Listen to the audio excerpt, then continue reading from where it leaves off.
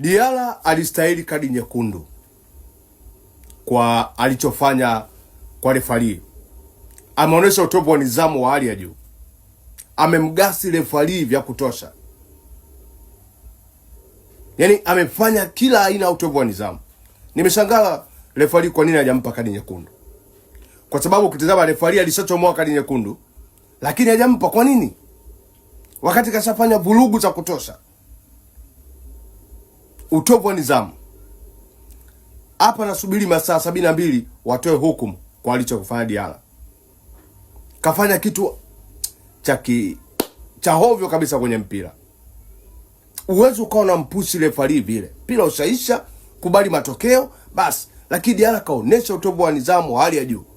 Refari alistahili kumpiga kadi nyekundu Diarra.